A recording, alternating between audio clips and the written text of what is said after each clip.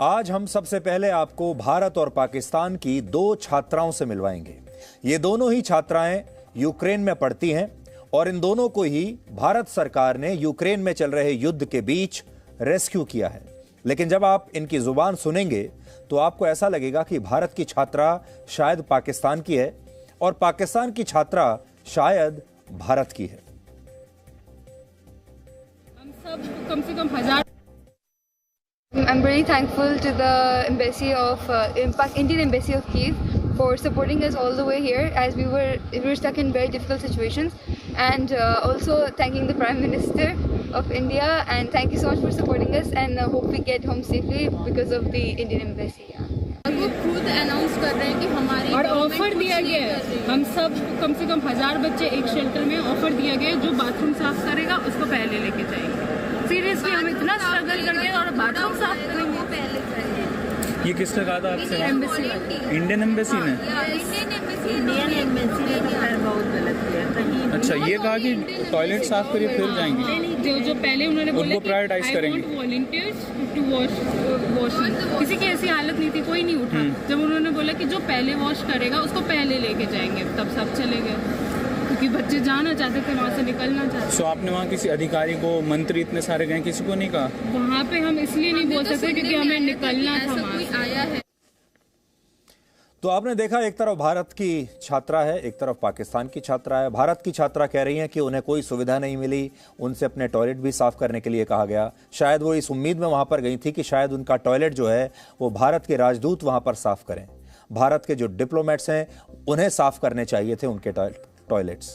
पाकिस्तान की इस छात्रा को इस बात की खुशी है कि वो किसी तरह यूक्रेन के युद्ध क्षेत्र से जिंदा बाहर निकल आई, उसकी जान बच गई। सोचिए, जान बचने से बड़ा इस दुनिया में और क्या हो सकता है। पाकिस्तान की सरकार यूक्रेन के सूमी शहर में फंसे अपने छात्रों को निकाल नहीं पा रही थी। उन्होंने कह दिया था कि अब आप जो करना है अपने हिसाब से निजी तौर पर आप कर सकते हैं। पाकिस्तान की सरकार नहीं निकाल पाई, लेकिन भारत सरकार ने मानवीय आधार पर न सिर्फ अपने देश के छात्रों को वहां से सुरक्षित बाहर निकाला, बल्कि पाकिस्तान और बांग्लादेश जैसे 17 और देशों के नागरिकों को सूमी शहर से इस युद्ध के बीच बहुत मुश्किल परिस्थितियों में बाहर निकाला। और इन सभी नागरिकों में आज इस बात की बेहद खुशी है कि वो सही सलामत यूक्रेन से लौट आए और भारत की वजह से लौट कर आए हैं। लेकिन भारत के बहुत सारे छात्र इसकी बात तक नहीं कर रहे, बल्कि उनका मन शिकायतों से भरा हुआ है। हमने कल आपको बताया था कि कैसे यूक्रेन से भारत आए बहुत सारे छात्रों के दिल से अपनी सरकार के लिए धन्यवाद तक नहीं निकल रहा है। वो इस बात के लिए शुक्रगुजार नहीं है कि उनकी जान बच गई और उनके देश की सरकार ने उन्हें सकुशल उनके घर तक पहुंचाया। ये सभी लोग असल में अपने निजी खर्चे पर यूक्रेन गए थे, अपनी निजी पढ़ाई करने के लिए गए थे, या अपना कोई भी निजी रोजगार करने के लिए यूक्रेन गए थे। भारत के लोगों ने इन्हें वहां नहीं भेजा, ना ही भारत सरकार ने भेजा है, ना ही भारत देश का कोई काम करने के लिए वहां पर गए थे। लेकिन ये लोग उम्मीद ये करते हैं कि इनके साथ किसी बहादुर सैनिक जैसा व्यवहार किया जाए। जबकि बांग्लादेश की प्रधानमंत्री शेख हसीना ने वहां के 9 छात्रों को यूक्रेन से बाहर निकालने के लिए प्रधानमंत्री नरेंद्र मोदी का खुलकर धन्यवाद किया है। और पाकिस्तान के छात्रों ने भी दिल खोलकर भारत सरकार और प्रधानमंत्री मोदी की तारीफ की है, उन्हें धन्यवाद कहा है। तो फिर वो कौन सी बात है जो हमारे देश के बहुत सारे छात्रों को दिल से शुक्रिया कहने से रोक रही है? आज आप सबको इसके बारे में सोचना चाहिए। वो तस्वीरें एक बार हम आपको फिर से दिखा देते हैं जो हमने आपको कल भी दिखाई थी, जिसमें आप उन तस्वीरों में आप देख पाएंगे कि कैसे हमारे देश के जो छात्र हैं वो बाहर निकल रहे हैं। जब हवाई अड्डे पर भारत में पहुंचे हैं, केंद्र सरकार के मंत्री वहां पर खड़े हुए हैं, लेकिन ना तो ये मंत्री की नमस्ते का जवाब दे रहे हैं, मंत्री इनके लिए फूल लेकर खड़े हैं। इन्होंने फूल लेने से इनकार कर दिया।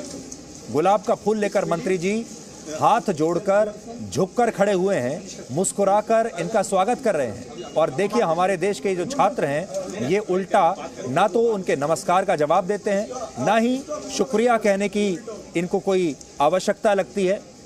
एक पल इन्होंने उन मंत्रियों की तरफ देखा तक नहीं जो कितने समय से इंतजार में इनके खड़े हुए थे कि जब ये आएंगे तो हमारे देश के जो मंत्री हैं वो इनका स्वागत करेंगे। देखिए, ये हमारे देश की युवा पीढ़ी है, हमारे देश के छात्र हैं जिन्हें इस बात का कोई गर्व नहीं कि इनका देश यूक्रेन तक पहुंचकर, बॉर्डर तक पहुंचकर इन्हें सुरक्षित यहां पर वापस ले आया। और आपको जानकर शायद पता नहीं, आपको पता भी है या नहीं, कि भारत सरकार इन्हें मुफ्त में यहां तक लेकर आई है, पहले दिल्ली तक या मुंबई तक या जहां भी जो सेंटर इनका है, और फिर वहां से इन्हें इनके घरों तक पहुंचाया जा रहा है ताकि अपने परिवार से जल्दी मिल सके। लेकिन ये अपने देश के प्रति कृतज्ञ बिल्कुल नहीं है। इनमें से किसी भी छात्र ने एक बार के लिए भी ये नहीं सोचा कि वो 1 मिनट के लिए रुके। भारत सरकार का कोई मंत्री, इनसे कम से कम अगर मंत्री की इज्जत नहीं करनी है तो कम से कम उम्र में तो इनसे बड़ा ही होगा। और हमारे तो संस्कारों में बताया जाता है कि जो उम्र में बड़े होते हैं तो उनका सम्मान करना चाहिए। किसी ने रुक कर एक बार के लिए भी ना तो मंत्री जी के नमस्कार का जवाब दिया है, ना ही उन्हें धन्यवाद कहने की कोशिश की है। और पाकिस्तान की जो छात्र हैं, पाकिस्तान की इस छात्रा को आपने देख लिया, वो दिल से भारत का धन्यवाद कर रही है, दिल से प्रधानमंत्री मोदी का धन्यवाद कर रही है। ये एक बहुत बड़ी बात है। ये ट्रेन से बनाया हुआ एक वीडियो है, ये भी आप देख सकते हैं। ये वीडियो आपको पूरा दिखाते हैं, आप सुनिए। I'm really grateful and thankful to the Red Cross Society, the Indian government and the Indian Embassy for safely evacuating us from our places and letting us go to the borders and to our destination safely. Thank you. अब बड़ी बात यह है कि भगवान ना करे अगर भविष्य में भारत में कभी यूक्रेन जैसे हालात पैदा हो गए और उस समय भारत की इस युवा पीढ़ी को वैसे ही परीक्षा देनी पड़ी जैसे कि यूक्रेन के युवा आज दे रहे हैं, तो क्या भारत की ये युवा पीढ़ी भारत की सेना के साथ अपने दुश्मन देश के साथ लड़ेगी? आप सब जानते हैं यूक्रेन के जो 18 से 45 साल के लोग हैं, अभी जितने भी युवा हैं, वो सब अपनी सेना के साथ मिलकर रशिया की सेना का मुकाबला कर रहे हैं। वो भी लड़ रहे हैं, वो देश छोड़कर भाग नहीं रहे, वो वहां पर डटे हुए हैं। उन्होंने अपने परिवार में जो महिलाएं हैं, बच्चे हैं या जो वृद्ध हैं, उन्हें तो बाहर भेज दिया शरणार्थी बनाकर, लेकिन जो पुरुष हैं यूक्रेन के, वो युद्ध के मैदान में टिके हुए हैं। आज हमारे लिए जो सीखने वाली बात है और सोचने वाली बात है वो ये कि मान लीजिए अगर हमारा युद्ध कभी चीन से हो गया, पाकिस्तान से हो गया या किसी और देश से हो गया, हमारे देश में हमारे कितने ऐसे युवा हैं जो खुद से सामने आएंगे और कहेंगे कि वो यहीं डटकर भारतीय सेना के साथ लड़ना चाहते हैं, सेना की मदद करना चाहते हैं, और भारत का दुश्मन उनका भी दुश्मन है। हमारे देश में शायद उल्टा होगा, हमारे देश के ही अपने ही बहुत सारे लोग अपनी ही सरकार को दोष देने लगेंगे कि उनकी वजह से ये युद्ध के हालात पैदा हुए हैं, और शायद हमारे सैनिकों का पर भी सवाल उठाने लगेंगे, और सेना जो कह रही है उनकी बात भी शायद पूरे विश्वास के साथ मानेंगे नहीं। हर बार आपने देखा होगा, चाहे चीन के साथ गलवान में जब हमारा जो छोटा सा युद्ध हुआ, उसमें आपने देखा होगा, जब पाकिस्तान के साथ हमने सर्जिकल स्ट्राइक की थी, उसमें आपने देखा होगा, हमारे अपने देश के लोग हम पर विश्वास नहीं करते। हमारे अपने ही देश के लोग हमारे ही सेना के खिलाफ खड़े हो जाते हैं। हमारे अपने देश के लोग विश्वास नहीं करते कि हमारी सेना वहां पर सर्जिकल स्ट्राइक करके आई है। हमारे अपने देश के लोग ये कहने लगते हैं कि नहीं, गलवान में चीन के लोग नहीं मरे, हमारे लोग ज्यादा मरे हैं। हमारे देश के लोग इस पर विश्वास ही नहीं करना चाहते कि गलवान से हमारे देश के वीर सैनिकों ने चीन को पीछे हटने पर मजबूर कर दिया। हमारे देश के विपक्षी नेता आज भी पूरे देश को यह बताते हैं कि नहीं, हम हार गए और चीन ने हमारी बहुत सारी जमीन हड़प ली है। तो ये यूक्रेन में और हमारे देश में एक बहुत बड़ा फर्क है। और सोचिए, आपने वहां यूक्रेन में सिर्फ भारत के नागरिक नहीं हैं, सिर्फ भारत के छात्र नहीं हैं, दुनिया भर के छात्र वहां पर हैं। वहां पर चीन के छात्र भी हैं, वहां पर दूसरे देशों के, इजराइल के छात्र भी हैं, पाकिस्तान के भी हैं, बांग्लादेश के भी हैं, श्रीलंका के भी हैं। और जैसा आपने देखा, 17 देशों के छात्रों को तो हम ही ने वहां से छुड़ाया है। लेकिन जितने वीडियोस हमारे देश के छात्रों ने बनाकर सोशल मीडिया पर डाले हैं और जितना शोर हमारे देश के छात्रों ने मचाया है, उतना किसी देश के छात्रों ने नहीं मचाया। जितना शोर हमारे देश के छात्रों ने, जितनी अपील हमारे देश के छात्रों ने की है कि बस हमें किसी भी तरीके से जल्दी से निकाल लीजिए, हमारे पास खाने पीने का समय नहीं है, हमारे पास खाना पीना नहीं मिल रहा, पानी नहीं मिल रहा, सुविधाएं नहीं हैं, देखिए हम कैसी जगह पर बैठे हुए हैं। ये लोग उनको भूल गए जो यूक्रेन के मूल नागरिक हैं। वो लोग भी इसी तरह के हालात में जी रहे हैं, लेकिन वो शोर नहीं मचा रहे। यूक्रेन का कोई नागरिक अपना वीडियो डालकर नहीं बता रहा कि देखिए मैं कितने मुश्किल हालात में यहां पर हूं। वो सब शिद्दत से देशभक्ति के साथ अपनी सेना के साथ खड़े हैं और लड़ रहे हैं। ये बात आज हमें देखनी होगी कि हमारी जो युवा पीढ़ी है वो किस तरफ जा रही है, वो हमारे देश के बारे में क्या सोचती है। और आज तो उन पर संकट आया है और वो कितने परेशान हो गए। जब देश पर संकट आएगा तब क्या वो अपना फर्ज निभाएंगे, ये एक बहुत बड़ा सवाल है।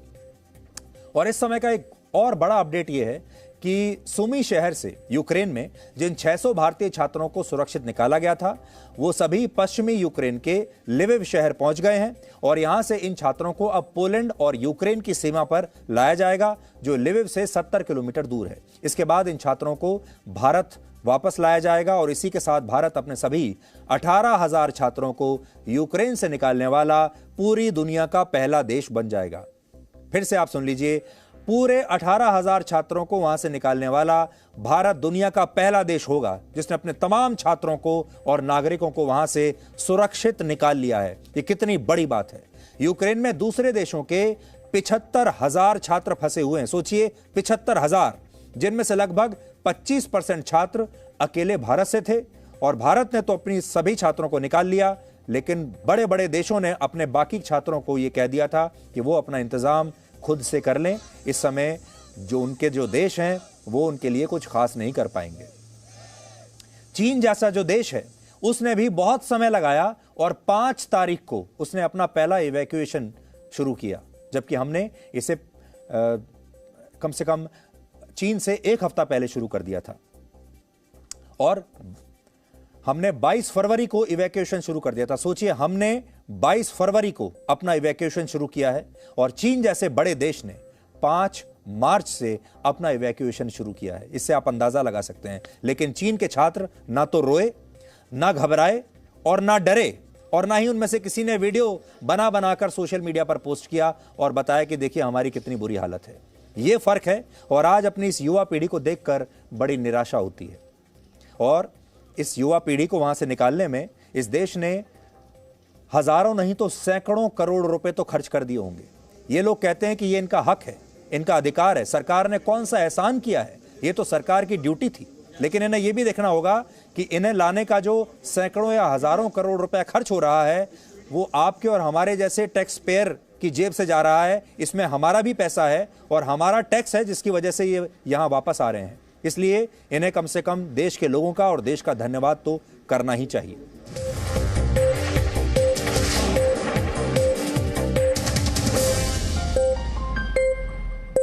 Presenting B News app, available on Google Play and App Store. Download it now.